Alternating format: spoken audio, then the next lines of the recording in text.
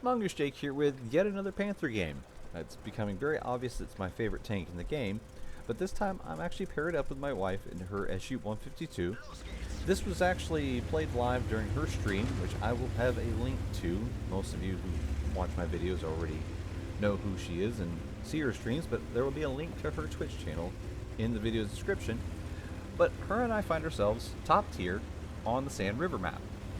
Of course, that's just a little reference in the video title, but this game will showcase a lot about the Panther and a lot of why I enjoy it, no matter whether it's like the last game I featured on the channel. I was bottom tier. Now I get to enjoy top tier time, and either way you get to see why the Panther is so reliable. I know a lot of people do not care for the tank, and it is an acquired taste. It is not a zip around and circle heavy tank kind of medium. It's more of a go to an area and be kind of controlled and calculated in what you do. And I actually like that quite a bit about it. As you can see here, I'm intended to be mostly hold down in the sand dune here, and I'm going to try to provide some early spotting, which I am doing so far. I'm spotting multiple tanks. And here again, I spot a Chiri. My view range is pretty much well beyond maxed out. I actually have, because of the equipment and the crew, I have view range equal to what most people are running around on tier 10 on this. And that allows me to play a kind of mixed role. I don't have to be just a pure damage dealer. I can fulfill the role of a light tank in the absence of one. And this poor Chibi, he does not have a chance against me. He's gonna try, but trying to hide that fat thing in the rocks here, it's not gonna work because it doesn't have enough armor to resist the penetration that the Panther has. And again, I'm carrying too much premium. I never use it. I actually would need to remember to alter my loadout because I would like to have a few more HE just to pester some artillery. As you see, they're already focusing on me, which I can't really blame them. I'm not moving that much.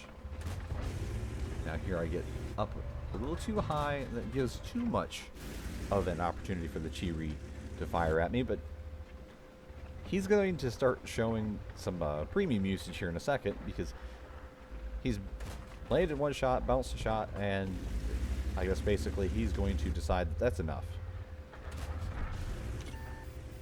I missed out on a little bit of free damage, but this, as you can see here, when zoomed in, if you ever want to know if you're hold down or not, go into sniper mode. Zoom in a little bit, and you can see I'm using the terrain here. It's taking up the lower part of my reticle, which means the enemy doesn't get to see very much of my tank if my turret is actually going down so far that the terrain is filling up my reticle. Now, unfortunately, for the Chiri, he does not have the ability to use this turret armor because he doesn't really have any. Same for the T-34-85M. Now, that has pretty good armor, but not against 192 pen of the Panther's AP. Now, I'm rushing some shots here, which I should just let it settle in, but I'm trying to rock back and forth because the Chiri with premium can penetrate the turret face of the Panther, and that's why I'm moving so much and not giving the gun a chance to aim in. And that's one thing that's key, because I've seen people say that the dispersions lie on German tanks, and what it is they only achieve that dispersion under full aim.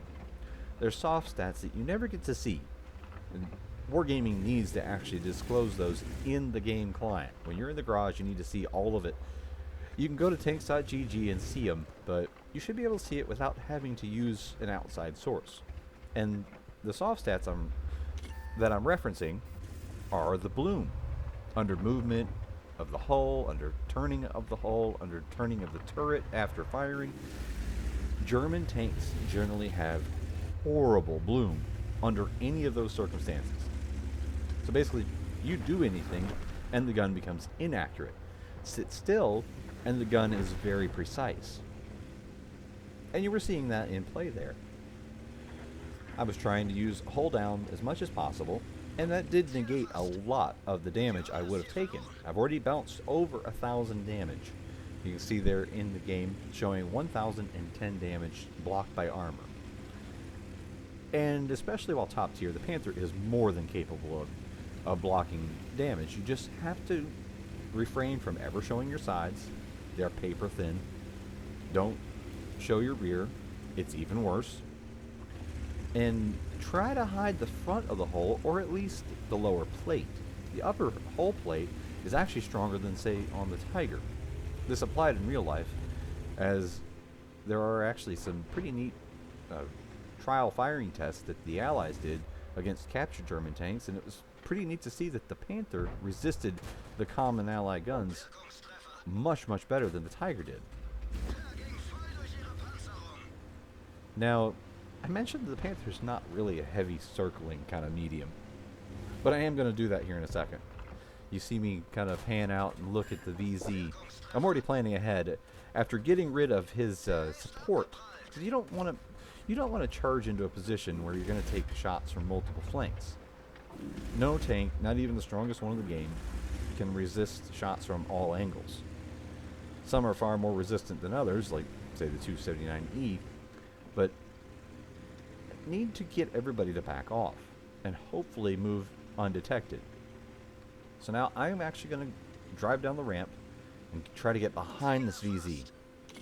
Now I did get detected, but he's too slow to turn, and I have a huge stroke of luck here.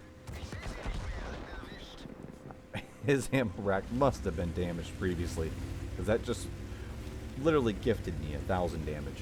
1,007 to be specific. But now here is an AT-8, and I do make a mistake here. Coming forward here, I can penetrate him pretty readily. I just have to aim at a couple of spots. And this is where I 100% believe more in aiming rather than just relying on premium. Now you see, when my ammo rack gets damaged, I repair it immediately. And that should be one of your top priorities. Now, I think the AT-8 is actually aiming at the T-34-85M behind me, because the shot went over the top. But no, that was just a bad shot from him. He's actually aiming at me. And I see him trapped, and I'm trying to think that I'm low enough to get out of his gun range, but I'm not. And this gets amplified by the fact that the Super Hellcat has relocated and has a shot on my side. So now I'm down to 43 health. Now, as long as the AT-8 doesn't do something absolutely crazy like dive over the cliff, I can survive this. Because the artillery should not have a shot on me as long as I hug this cliff. Which, as you can tell, I'm much more worried about the Super Hellcat. Right now, my line of thinking is that he's just going to retreat up there onto the ledge, and he's going to wait for me to poke, and try to get a shot on me to get at least one more kill. Because that would be, you know, most lines of thinking would be like, this game is lost. It's not, actually, because I'm one-shottable. And if you look, the rest of the team combined has 2,200 health.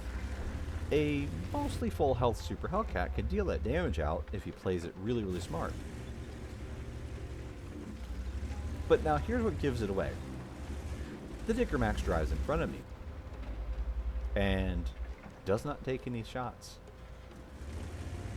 So, and he's driving slowly up the hill, and I believe the Dicker Max spotted the Super Hellcat, but ahead of time. I already knew that the Super Hellcat wasn't in position to shoot me because he would have taken a free shot to the side of the D-Max if he had a shot. So paying attention to things that your allies are doing, and if they take hits in certain positions or not, is always a good thing as well. With the D-Max crossing, the Super Hellcat must have been sitting on the back side of the ridge and just waiting for a second to... He was probably hoping to bail out and not get spotted. Because some people, for some reasons, value their survivability rate in World of Tanks. I don't get it. It's not anything that I ever worry about. and he gets spotted. He just shifts a little bit in the same bush. Now again, you see I approach from behind a dune. He doesn't know I'm here. And I'm going to be hull down and have a chance to get at least a few shots in. We're going to cap out for the win. If I die here, it's not crucial. However, I'm keeping him lit. I'm keeping him distracted. He's not going to get to base. I'm just getting free damage. And I might die here, but I shift to the left just a little bit, and it makes him bounce. So, a nice solid Panther game. No premium fired, no HE fired. I really do need to bring a little more HE though. But it ended up with an ace with almost 4,000 damage dealt, over 1,200 spotted, and over 1,200 blocked. Hope you enjoyed it, and thanks for watching.